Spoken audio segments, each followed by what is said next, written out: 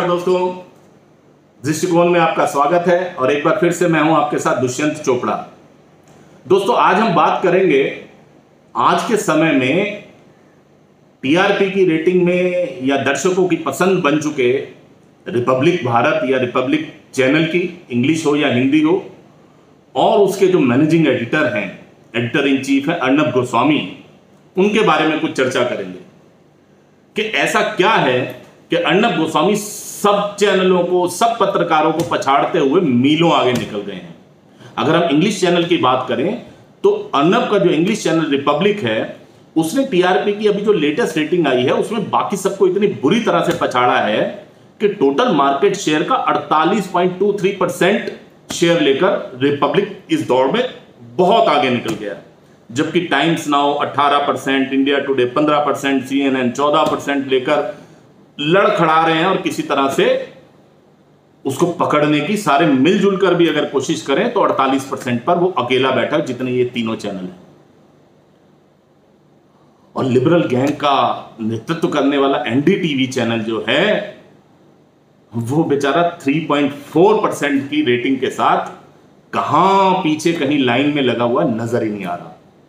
अगर हम हिंदी की भी बात करें तो हिंदी चैनलों में भी रिपब्लिक भारत 21.55 21.55% की रेटिंग के साथ, की शेयर के साथ सबसे आगे है, जबकि कुछ समय पहले तक हिंदी चैनलों का बेताज बादशाह माना जाने वाला, जो अपनी बहुत धमक के लिए माना जाता था, आज तक वो लड़खड़ा रहा है 15% के ऊपर। यहां तक कि जो TV9 जो चैनल है, जो कुछ महीने पहले तक बहुत कम लोग देखा करते थे, वो तीसरे नंबर पर आया 11.4% लेकर, जबकि रजत शर्मा जैसे फेमस और बहुत मशहूर मारूफ पत्रकार हैं, उनका चैनल इंडिया टीवी 11.1% के साथ पिछड़ गया है चौथे नंबर के ऊपर।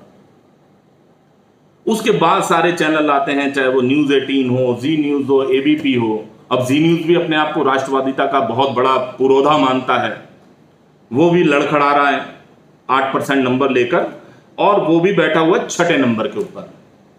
एबीपी उसके बाद है, और रवीश कुमार का एनडीटीवी, हिंदी वाला एनडीटीवी, वो बेचारा कहीं गिनती में ही नहीं है, गायब है। ऐसा क्यों? ऐसा क्या चमत्कार कर दिया रिपब्लिक टीवी ने या अर्नब गोस्वामी ने कि ये सारे चैनल इस दौड़ से बाहर हो गए? एक नजर डालते हैं अर्नब गोस्वामी के स्टाइल के ऊपर, फिर आगे बात करते हैं। देशवासियों, सुशांत सिंह राजपूत केस में जो लोग सुशांत के परिवार को धमकी दे रहे थे, वो अब सुशांत के साथ खड़े हर हिंदुस्तानी को धमकी दे रहे। ये धमकी दी जा रही है,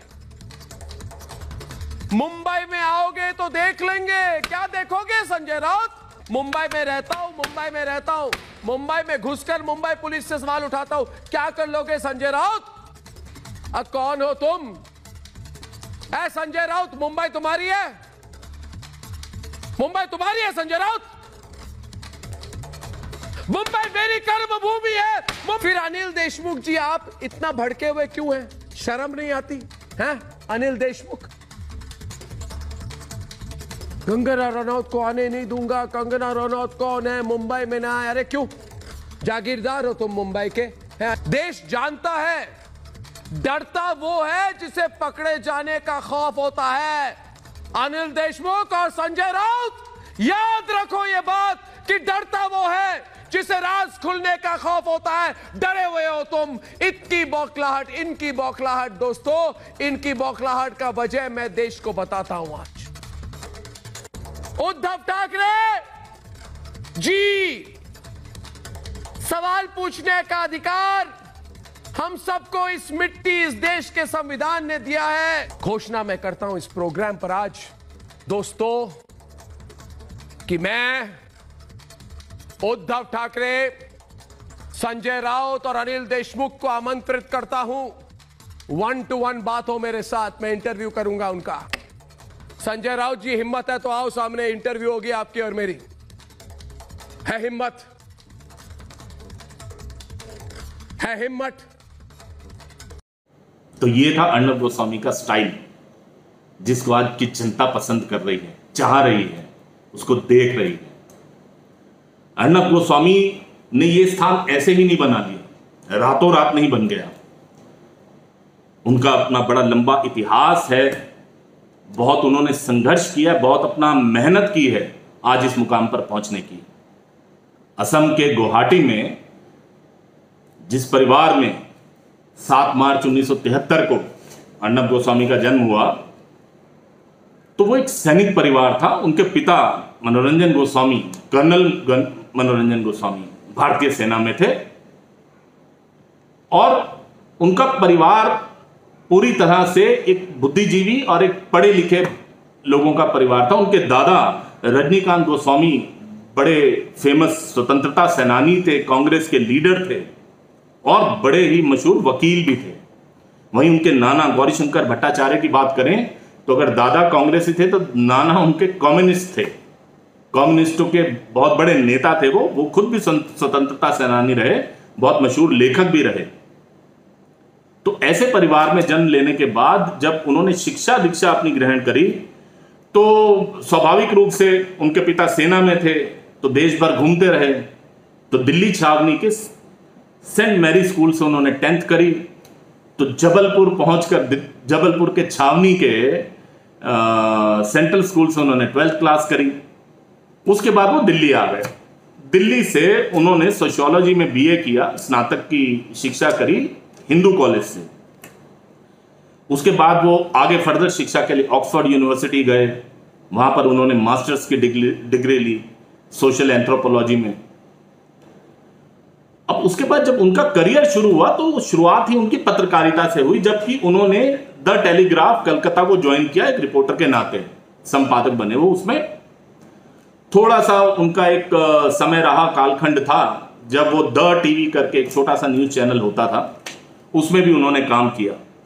फिर उसके बाद वो 1996 में उन्होंने ज्वाइन किया एनडीटीवी। उन्होंने एक लंबा समय एनडीटीवी के साथ लगाया, 2006 तक वो एनडीटीवी में रहे।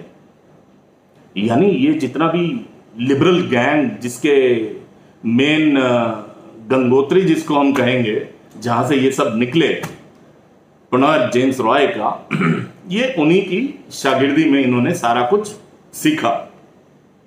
फिर 2006 में इन्होंने टाइम्स नाउ को ज्वाइन किया और टाइम्स नाउ ज्वाइन करने के बाद वहां भी इन्होंने एक लंबा समय बिताया, 10 साल, 2016 तक टाइम्स नाउ में रहे। 2017 में अर्नब गोस्वामी ने ये चैनल लॉन्च किया, रिपब्लिक, और उसके बाद लगातार धीरे धीरे अपना स्थान बनाते हुए आज वो यहां पर पहुंचे हैं। उनके कई बहुत ही फेमस प्रोग्राम रहे। न्यूज आवर था जो कि एक बड़ा फेमस प्रोग्राम था, उसमें बहुत बड़ी हस्तियों को उन्होंने इंटरव्यू किया, चाहे वो पाकिस्तान के परवेज मुशर्रफ रहे हों, बेनज़ीर भुट्टो रही हों, प्रधानमंत्री मोदी रहे हों, और अगर हम बात करें गॉर्डन ब्राउन जो इंग्लैंड के प्रधानमंत्री थे, उनका भी इन्होंने इंटरव्यू किया। दलाई लामा, उन्होंने दलाई लामा को उस कार्यक्रम में इंटरव्यू किया। तो इस तरह से एक लंबा उनका इतिहास रहा। जब मुंबई में जो ट्रेन धमाके हुए थे उस समय पर इन्होंने लगातार 26 घंटे तक एंकरिंग करी और 200 से ज्यादा नेताओं का उन्होंने उस समय इंटरव्यू लिया था। ऐसे ही जब मुंबई में 26/11 हुआ, आतंकवादी हमला हुआ, तो उस समय भी इन्होंने 65 घंटे तक लगातार एंकरिंग करी और बहुत लोगों से इन्होंने बातचीत करी। एक समय यह था कि इस चैनल में काम करते थे, न्यूज आवर जो इनका प्रोग्राम होता था, तो उसका जो टोटल रेवेन्यू शेयर था उसका 70% रेवेन्यू सिर्फ इन्हीं के प्रोग्राम से आता था। तो कहीं ना कहीं पत्रकारिता के साथ साथ एक जो पब्लिक की नब्ज और उस समय की जो एक उनकी कला जो थी वो पहले से ही उनके अंदर थी। अगर हम आज नजर डालें तो देखिए, आज अर्नब गोस्वामी वो मुकाम हासिल कर चुके हैं कि एक अंग्रेजी का पत्रकार होने के बावजूद भी वो जो हिंदी पट्टी है, जो हिंदी हार्टलैंड है, चाहे हम ऊपर हिमाचल से, जम्मू कश्मीर से शुरू हो जाएं, हरियाणा है, पंजाब है, दिल्ली, राजस्थान, उत्तर प्रदेश, मध्य प्रदेश, बिहार, जितने भी हिंदी भाषी क्षेत्र हैं, जितने भी हिंदी भाषी राज्य हैं, वहां पर जो इन्होंने अभी हिंदी में पकड़ बनाई वो अपने आप में कमाल है। इनकी मशहूरी का आप आलम ये जानिए कि इनके जो कुछ क्लिपिंग्स होते हैं उसको एडिट करके लोग मीम्स बनाकर सोशल मीडिया पर चलाते थे। कि ये मैं दो बड़े बढ़िया आपको क्लिपिंग दिखाता हूं। वो सलमान जो इतना बोलता था ना, कहां है? कहां छिपा हुआ है? वो सलमान जो इतना बोलता था ना, कहां है? तो देखा आपने किस तरह से उनके स्टाइल पर लोग रिएक्ट करते हैं और उनके स्टाइल को ग्रास्प करने की कोशिश करते हैं। अब हम बात करते हैं कि उनकी इस कामयाबी का राज क्या है, क्यों रिपब्लिक भारत बाकी सारे चैनलों को पछाड़कर आगे निकल गया। तो जिस समय पर सुशांत सिंह राजपूत की हत्या हुई, या चलिए मैं कहता हूं रहस्यमय परिस्थितियों में मौत हुई, उस मुद्दे को एक नॉर्मल रूटीन में सभी चैनलों ने दिखाया और उनके लिए वो कथा समाप्त हो गई। हालांकि उससे पहले श्रीदेवी की मौत को ले लीजिए, जिया खान की मौत को ले लीजिए, प्रवीण बाबी की मृत्यु को ले लीजिए, उससे बहुत पहले कभी दिव्या भारती की रहस्यमय परिस्थितियों में मौत हुई थी, उसको ले लीजिए। वो सब चीजें ऐसे हुई घटनाएं और ऐसे लोगों ने भुला दी। क्यों? क्योंकि उस समय सोशल मीडिया का जमाना नहीं था। लेकिन अब जबकि जनता सोशल मीडिया पर बहुत ज्यादा एक्टिव है और खबरें छन छन के जो आती हैं, पहले जो एक निर्भरता न्यूज चैनल्स के ऊपर या अखबारों के ऊपर थी, अब वो निर्भरता जनता की उन पर खत्म हो चुकी है। आज न्यूज चैनल कितना भी संघर्ष कर ले, कुछ भी दिखाने की कोशिश कर ले, लेकिन जो रियल पिक्चर है वो जनता के सामने सोशल मीडिया के माध्यम से आ जाती है। तो जब अर्नब ने ये नब्ज जनता की देखी कि सोशल मीडिया पर एक बहुत बड़ा आक्रोश का एक तूफान, एक बवंडर आ रहा है महाराष्ट्र सरकार के खिलाफ, तो उन्होंने उस चीज की कमान पकड़ी, उस चीज को उन्होंने कैच किया। इससे पहले जब संतों की हत्या हुई थी पालघर में, उस समय पर भी उन्होंने जब देखा कि पूरी तरह से महाराष्ट्र की जनता ही नहीं देश की जनता में भी आक्रोश है कि महाराष्ट्र सरकार ने इस मुद्दे को किस तरह से हल्के में लिया, किस तरह से पुलिस के सामने उन संतों की हत्या की गई और ये मुंह में दही जमाकर बैठे रहे। ना सिर्फ इन्होंने मुंबई पुलिस, महाराष्ट्र पुलिस को प्रश्रय दिया, महाराष्ट्र की सरकार ने, उद्धव ठाकरे की सरकार ने, बल्कि उन्होंने मामले को रफा दफा करने की कोशिश की, किसी भी दबाव में करी, लेकिन करी। इसके साथ ही एक जो बड़ी तेजी से शिवसेना अपनी आइडेंटिटी खत्म कर रही थी, आइडेंटिटी को वो लूज कर रही थी। शिवसेना का प्रादुर्भाव हुआ हिंदुत्व के ऊपर, जो बाला साहब ठाकरे ने बड़ी मेहनत से उस पार्टी को खड़ा किया।